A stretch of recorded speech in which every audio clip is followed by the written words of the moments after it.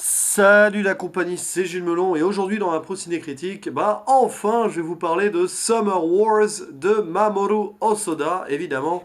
Ça fait un moment que j'avais envie de le revoir et je l'ai déjà dit dans une critique, je pense que c'est celle de Mirai, ma petite sœur. Film qui va sortir à la fin de l'année mais dont j'ai fait déjà une critique après avoir vu l'avant-première. Et fatalement, ça m'a donné plus qu'envie de revoir Summer Wars qui était jusque-là en tout cas mon Mamoru Hosoda préféré. Mamoru Hosoda, tout le monde connaît maintenant, enfin, si vous regardez mes critiques, vous connaissez. C'est un petit peu l'un des héritiers de Miyazaki. Et ici, Summer Wars, qui est sorti en 2009, c'était son cinquième long métrage, après la traversée dans le temps. Et sûrement le long métrage de la maturité à l'époque, avant qu'il fasse Le Garçon et la Bête et Les Enfants Loups, je sais plus dans quel sens, mais bon. Qui sont pour beaucoup considérés comme ses meilleurs. Mais moi, j'ai préféré, à l'époque, en tout cas, je préférais Summer Wars. Est-ce que mon avis a changé après ce second visionnage? Je laisse un petit suspense. Avant, je vous balance le synopsis. C'est l'histoire d'un jeune lycéen qui s'appelle Kenji et qui est passionné d'informatique et de mathématiques, qui travaille l'été pour un service informatique du nom de Oz. Une sorte de réseau social en mode mondial, ultime, qui réunit une communauté virtuelle avec des millions et des millions de gens. Et en gros, pratiquement tous les pays du monde dépendent de cette infrastructure sur laquelle on peut communiquer, se détendre, combattre pour s'amuser aussi, apprendre, acheter, consommer, même travailler, faire ses formalités administratives. Rien que ça. Et chacun dépend de ce gros machin. Et là, donc, on est un petit peu dans un monde futuriste, quoi, qui imagine une société qui ne pourrait se passer d'un truc qui gérerait tout, genre sur l'informatique. En gros, ça s'appelle Internet pour nous dans notre réalité. Mais bon, ouais, la métaphore est là. Et voilà, donc il bosse là l'été, et puis bon, en été, voilà, pendant qu'il y bosse, il était invité par une de ses amies qui s'appelle Natsuki, qui lui demande de l'accompagner, en fait, pour la dépanner chez son arrière-grand-mère, qui va fêter ses 90 ans et elle a envie pardon, qu'il se fasse passer pour son petit ami parce que son arrière-grand-mère, qui est sur la fin de sa vie, a envie de voir sa arrière-petite-fille être prête à faire sa vie, quoi.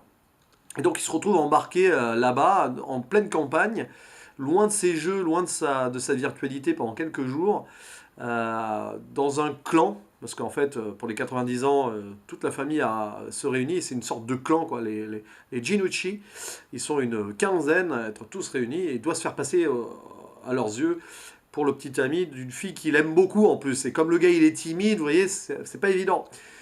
Et pendant ce temps, que se passe-t-il? Oh là là, au secours, une intelligence artificielle nommée Love Machine pénètre dans le système de sécurité d'Oz, donc ce réseau mondial machin, et attaque chaque utilisateur et les systèmes administratifs, créant un chaos mondial.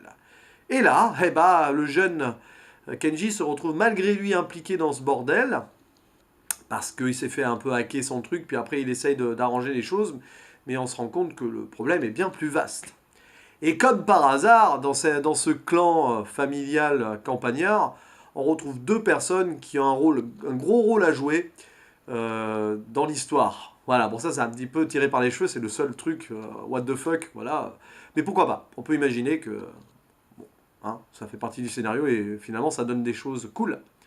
Alors qu'est-ce que j'ai pensé de ce film en le revoyant? En fait c'est à peu près comme le premier visionnage, peut-être un peu moins enthousiaste.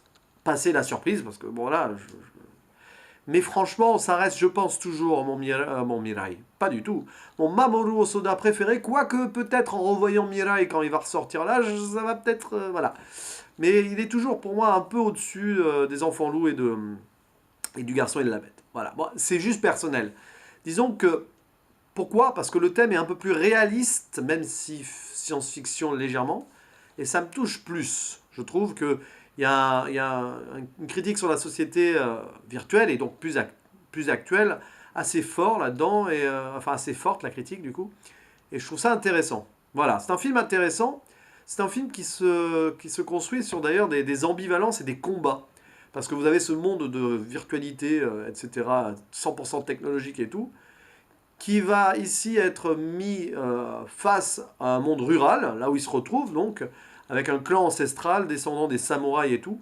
Et c'est intéressant parce que le combat qui va avoir lieu sur le réseau pour, pour contrer l'intelligence artificielle va être aussi un combat mené par la famille avec ses règles à elle, avec ses règles ancestrales, etc.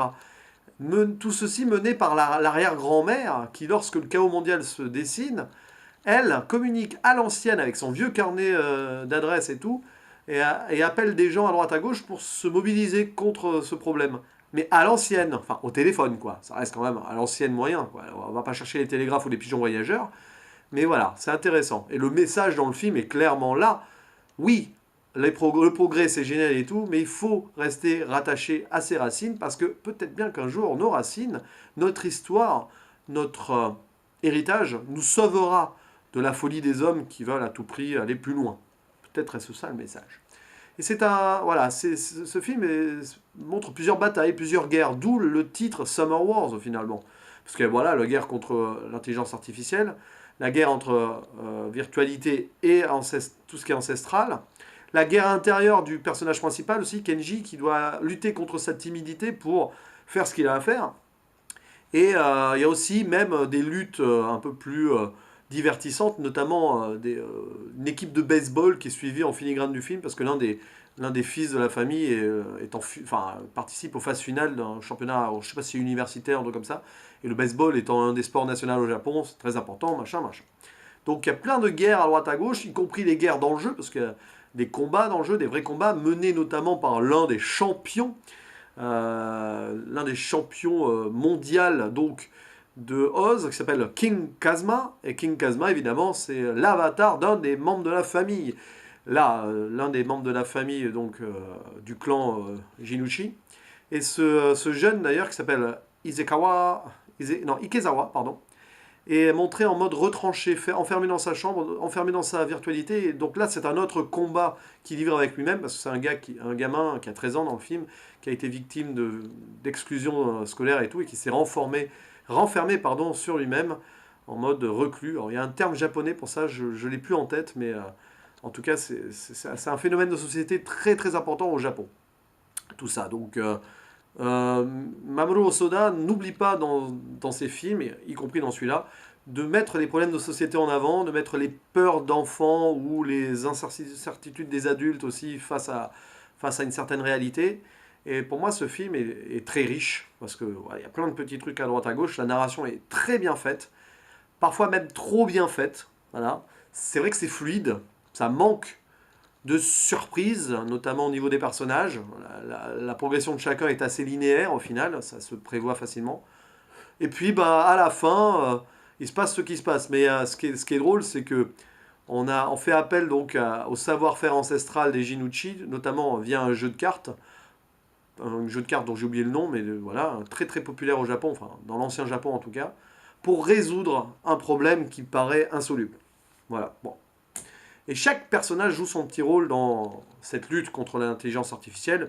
Une intelligence artificielle, en plus, qui a été mise en place par un des membres de la famille sans qu'il le veuille vraiment. Donc voilà, donc tout ça mélangé fait qu'on a un film riche, un petit peu tiré par les cheveux par rapport au lien qu'ont les personnages avec cette intelligence artificielle, peut-être, par rapport à leur capacité aussi pour éventuellement contrer ce Love Machine. Mais c'est peut-être aussi un message universel, comme quoi l'être humain est capable, en s'associant avec d'autres êtres humains et en prenant la réalité à pleine main, l'être humain est capable de maîtriser son destin et peut-être de réparer certaines erreurs commises. Si vous voyez ce que je veux dire, enfin ceux qui ont vu le film comprennent. Voilà, donc c'est pour moi un film très intéressant, à la symbolique forte, et qui, tel un Miyazaki quelque part aussi, mélange l'ancien Japon et la réalité, et plus actuelle. Mais c'est un thème qu'on revoit dans beaucoup d'animations japonaises de toute façon, donc c'est pas forcément que Miyazaki. Et Mamoru Hosoda l'a très bien fait aussi dans certains de ses films. Voilà. Donc, qu'ai-je à dire 8, 8,5 sur 10, ouais, 8,5 sur 10 sûrement.